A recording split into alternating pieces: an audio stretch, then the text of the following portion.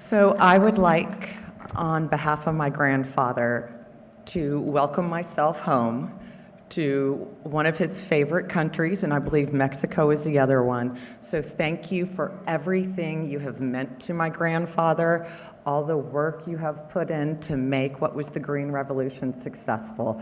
And I would always, and I know we've done it, but I would like the farmers to stand up, please. Farmers, stand up.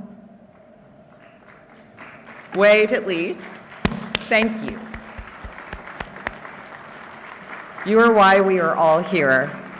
You feed India and the world, so thank you once again. So I'm here to give a Next Generation Award. And if you knew my grandfather, you knew he believed strongly that we all have a responsibility to mentor the next generation. And I will tell you, when he was at Texas A&M, when he was in his office, there would be a line of students who wanted to talk to him. And one year there was a Bangladeshi student, and he was in Ag Eco, and he came in to talk to my grandfather about maybe sponsoring one of his summers. And he wanted to go back to Bangladesh and work on the microcrediting finance. And my grandfather looked at him and said, "You are an ag economist. You know nothing about field work. You will go to Summit and work in the fields for the summer." And he quickly went off and became one of my grandfather's favorite students to work with.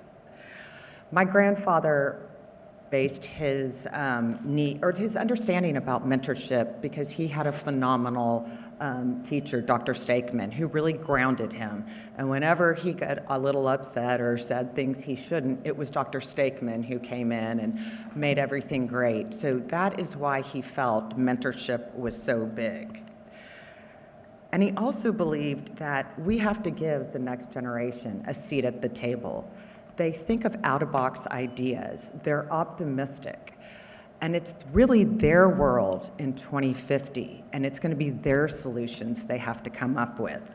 And so it's so important that we bring them into the fold. And he also said that we get ivory-towered as we get older, so we needed the young people to bring us back down, and it was good for people, for the younger people, to teach us what was happening. So on behalf of the World Food Prize, I would like to give, and it's in the spirit of my grandfather and the World Food Prize, I would like to honor Dr. Ravula for inspiring the next generation. She has dedicated herself to countless young scientists at her work at ICRISAT and with the World Food Prize Youth Institute and beyond. And I want you to know that she is coming. I want you to know that she's just a mentor like my grandfather. She understands the purpose of it. And we're honored to have her continued commitment and in igniting the passion of science, and especially in women. So please come out.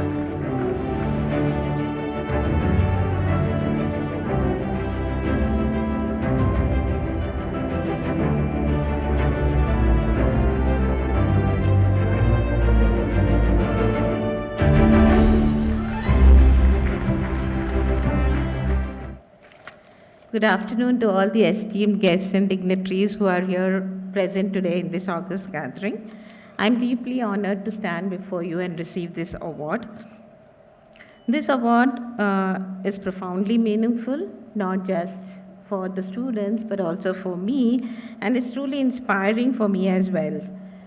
Before I say a few words, I would like to sincerely thank the organizers of the Dialogue Next event, CIMIT, BISA, and ICR for providing this wonderful platform. Most humbly, I also wish to acknowledge ICRISAT, its leadership, and the mentoring and support they have given me all throughout the journey. Now, the theme of this Dialogue Next is Take It to the Farmer. And we at ICRISAT are truly following that. So all the 15 interns, the boardlock interns that I have mentored, were actually going to the farmer learning from them, sharing their knowledge with them, learning new skills, new modern technologies, traditional wisdom, and many other things. So, at Equisat, I strive to ensure that the internship experience goes beyond research training. So the 15 interns who have been mentored at Equisat actually started, some of them were working on common property resources and how it influences nutrition, food security, and livelihoods, to rural sanitation.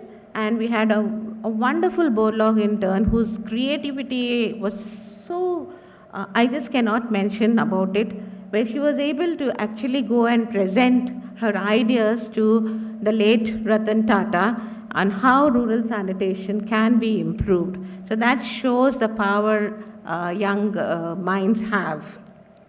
To entrepreneurship, to nutrition, to rural, urban, tribal locations. These interns have traveled all over India and learned and understood what it means. So the 5 days of village immersion that all these interns are exposed to when they come to ICRISAT actually is a game changer for many of them. To inspire the next generation in agriculture, climate change, and nutrition, it's both a privilege as well as a responsibility, according to me.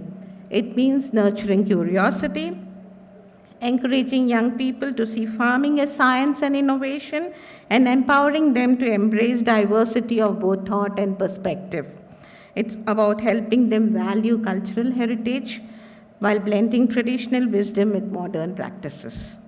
So, through my work with the World Food Prize Foundation, and especially the internship program, I have seen firsthand how the energy and creativity of youth can transform not only themselves, but also the communities they touch. This award strengthens my resolve to continue this journey of mentorship and empowerment, equipping young leaders to dream boldly, act with purpose, and build a future that is healthier, inclusive, and sustainable. I accept this honor with great appreciation, gratitude, and a renewed commitment to continue working, mentoring, and learning alongside the leaders of tomorrow.